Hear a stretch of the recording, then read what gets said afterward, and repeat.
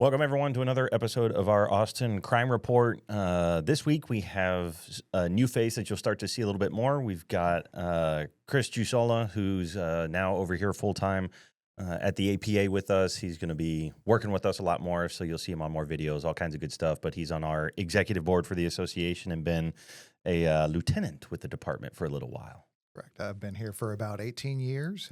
Glad to be a part of the police association. Just came out of the downtown area, kind of helped run that area of town a bit. So glad to be out of the excitement there and into the new excitement that we got going on here at the association. Indeed. We've got all kinds of good stuff rolling. So, and then you, as always, have Christopher behind the controls making all the magic happen. So first thing that we're going to break down is something that kind of took off this week, and it was a video that came out. And originally it started floating around on Instagram, and it was of officers that were arresting and wound up getting into a use of force with an individual who they were trying to arrest. So first of all, the important context on that one is that it was a uninvolved person who was recording initially, and the initial video that come out was not the entire story. It started very conveniently only when the use of force was actually happening, and they did not disclose, publish, or maybe they weren't recording the first part of it that led to the entire incident. And so a whole bunch of council members and other people started, talking about all of this and claiming that it was excessive force and all this other kind of stuff, which, individuals are absolutely entitled to their own opinion and to put things out there.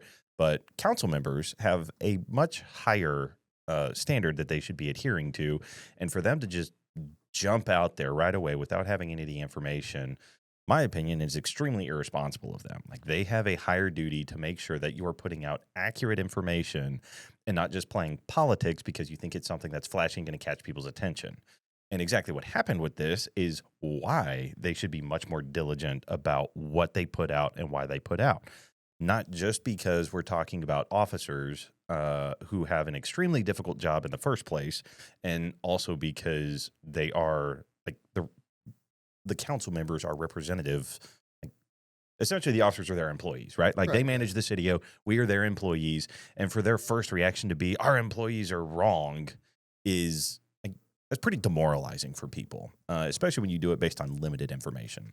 So then the next sequence of events is that the department then comes out and says, well, here's actually everything that happened. And, oh, by the way, here's the body cam video from the incident, which is appropriate. Like we've said from the very beginning, we're not scared of transparency. We're not scared of accountability. We're not scared of any of that. That's fine, because I firmly believe officers do the right thing, and they are out there to do an incredibly difficult job to the very best of their ability. I just want to add that these politicians that we have representing these districts in Austin, pretty irresponsible when, Chief Davis, who actually got what happened, had all the video ready and had the full story, like, they should have contacted her. Like, they're not new to the game here. Right. So for them to just jump out and say, oh, the officers were wrong, when they have a point of contact, a brand new police chief that they all say that they're working with, and they can't even contact her to say, hey, what happened here?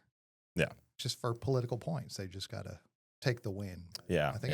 We defaulted to Twitter. Right. Then they end up with Ed on their face. So yes. No, you're exactly right. Like, she is, she's been here. Chief Davis has been here for about 6 months. She's talked with every single one of the council members. They all have her information, I would assume. It's kind of an important one when they confirm who the chief is when the city manager is making that selection. And so there's no excuse for not reaching out to get all the information first before you just make up your own version of events and start putting that out there. So one of the things that we did want to do is just kind of from our perspective also walk you through the body cam footage that was put out. So Christopher has us all queued up for it to kind of go through some of the videos. So the first thing that I want to talk about too is, like, when you're looking at this video, is when officers are working downtown, like, the overwhelming majority of the time, they have to physically activate their body camera. So these officers are obviously in the downtown area. They see something that catches their attention that they know is going to involve law enforcement action, and they have to physically activate their body camera to turn it on. So that's the very first thing. Like, before you even start looking at all of this, that's the first thing that you have to see and notice. So, but then when you start watching this, is where you can see there's individuals standing in the background that the officer sees. He activated his camera, start walking over, and then this individual is swinging at another person, right? And in the audio, you can hear the officers blowing their whistles, which is a form of catching people's attention and a de-escalation technique that is used to tell people like, hey, we see you, we're watching you, like you need to stop what you're doing. But then also they announce Austin police and they tell the individual right about here that you're under arrest. And the individual is still trying to walk away, right? They witnessed an attempted assault, trying to punch somebody, and then the individual is ignoring them and walking away. And so as they're walking away, the officer has to stop them. You can't just let them go. The officer has a duty to intervene and to stop an assault and to hold the individual accountable. And so goes to stop them. The individual's not stopping, and then they wind up going to the ground. Right. Not uncommon. And we got to also point out that this intersection, there's usually a squad of like 8 officers always standing there. Mhm. And there's a command center about 20 yards away where there's even more police officers. So this person that's being put under arrest clearly doesn't care that all these people, these police officers are standing around. Yeah, it in the is first place. Yeah, it's no secret there are a whole bunch of officers over here.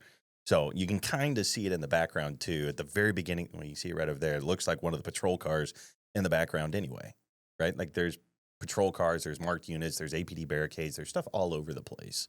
So for someone to walk up and assault someone literally about, 10 yards away from the officers, like you said, they clearly do not care.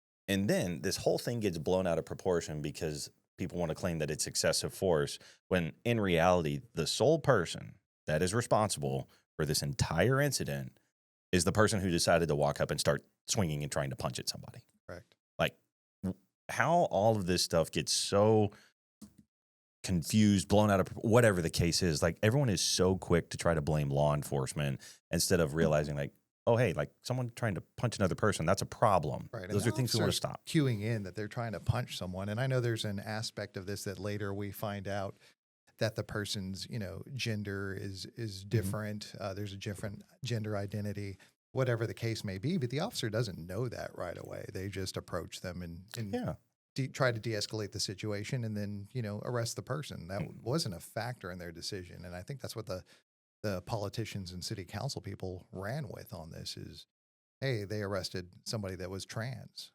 And, they're just trying to target that community. And from this angle, right, you can tell there is a tree even between the officer and the individual.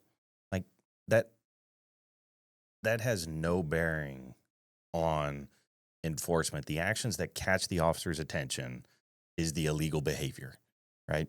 The other part, like there's other things that may happen administratively later on down the road, but the only enforcement action in force that is involved in this is tied to an individual's criminal actions.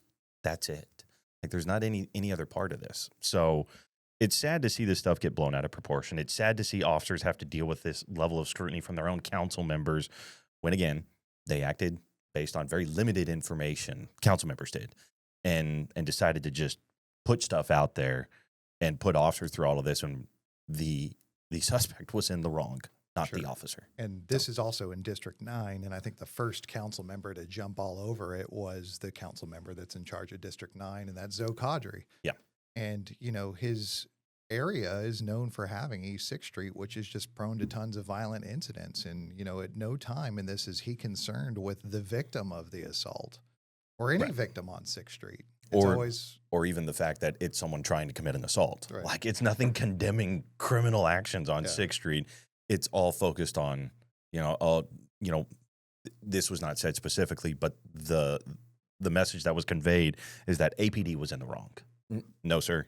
The individual who tried to punch somebody is in the wrong, not APD. So, frustrating stuff, but that's kind of an insight. As these come up and we have body camera footage, we'll probably start breaking these down just a little bit more to give you kind of like the officer perspective of it, because we've worked with the department, we've been on these calls, we've seen this kind of stuff, and just try to show what really frustrates officers when, like, a lot of the times when we talk about morale issues, this is what drives it. These types of incidents and the reactions by council members are what drive a lot of the morale issues that we have here, where you can't even do your job without being, scrutinized and someone twisting a message against you when really the officer didn't do anything wrong. at all. And I think that the department responded correctly. And I think the officer feels a little bit better that the department came out and backed them up the next day. Right. Yeah. The department was very quick to respond, as it should. And the department was just very factual. That's their job. It's just to be factual. Like, hey, these are the facts. This is what happened. Here's the video. That's it. And that was appropriate. So, and that's always good. I like seeing that.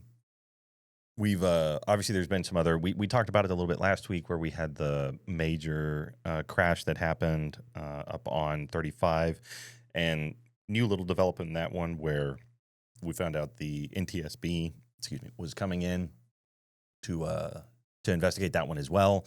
But I mean, the NTSB is still an administrative agency, so like the criminal function that and the investigation that APD is doing is taking priority and all of that. But that one is still ongoing, still super tragic. What happened there, and the department has offered resources to people that may have seen things that may have been part of the wreck. So there are APD resources that are out there and available to people. And then back on the 16th, I believe, earlier this week is when we had another homicide that happened up around, I believe it was around 35 where that one happened. So, we've had a little run of some pretty serious incidents that have happened here recently. But one of the things that I did want to highlight, because we don't really have an employee of the week, but we did finish up South by Southwest, and we were able to get through it without any major incidents tied to South by Southwest. Obviously, other things happened outside of the city or outside of downtown, but no major incidents happened to South by Southwest. I think this is the third straight year that we've had nobody engaged in a shooting on East 6th Street. So we definitely take the victory there. And we had no auto pedestrian incidents around the 6th Street corridor. We'd had two last year where we had somebody that was drunk and hit two pedestrians and killed them last year. So I know that there was a lot of planning that went into place to try to change the way that we're doing traffic control around the area, and I think that we had a huge win with the plan that went on. So all the officers, we had hundreds of officers down there from the downtown area to organized crime. We had Metro TAC. We had our special response team out there. There were just so many different people. Our special events team that actually plans all of this. Everybody worked together, and that's our Super Bowl kind of event for the town. And I would say that we came out ahead. Yes. Big deal in that one. Yeah, for sure. I mean, and a lot of people don't know, like there's a lot of enforcement that goes on ahead of time, a lot of proactive activity to try to deter anything from happening. So yeah, big shout out to the APA employee of the week is everybody who was working South by Southwest. We had, like you said, we had SRT, Metro TAC, our downtown area command shifts. And then we also had our CAS team, which is our counter assault strike team. They were also out there working. OCD was out there. All kinds of people, like almost every single unit in the department in one way or another is working South by Southwest. But a phenomenal job in making sure it did stay a safe event during South by. Very happy to see all of that. So, and, again, and the props. We had no traffic fatalities on 6th. Like, the department has taken a very different approach to 6th Street than we have in the past. It was still closed for South by, but just all the support, everybody down there did a phenomenal job. So, very, very glad that all went well. And then the last thing that we've got for this one is, indeed, as we always highlight it, it's our Capital Area Crime Stoppers Wanted Wednesday person. This one is William Michael Burks, and he's got a outstanding felony warrant for aggravated robbery. This is a case that happened latter part of 2024, but it's a 22-year-old male. He's about 5'11", 130 pounds. You can find his photos up on the Capital Area Crime Stoppers website, which is austincrimestoppers.org. And obviously, as always, anyone that has any tips, you can remain anonymous, but any tips that do lead to an arrest can result in a $1,000 reward. So you can get a hold of them either on their website or at their phone number, 512-472-TIPS. That's 512-472-8477. But that's most of what we got for you this week. That's kind of the highlights of what happened over the last week. Again, we just kind of keep tabs on everything that's going on. If you have things you'd like us to cover, drop a comment, let us know, and we'll expand. Happy to answer whatever questions people have in general. But other than that, we appreciate y'all tuning in. So y'all stay safe, stay aware, and stay tuned.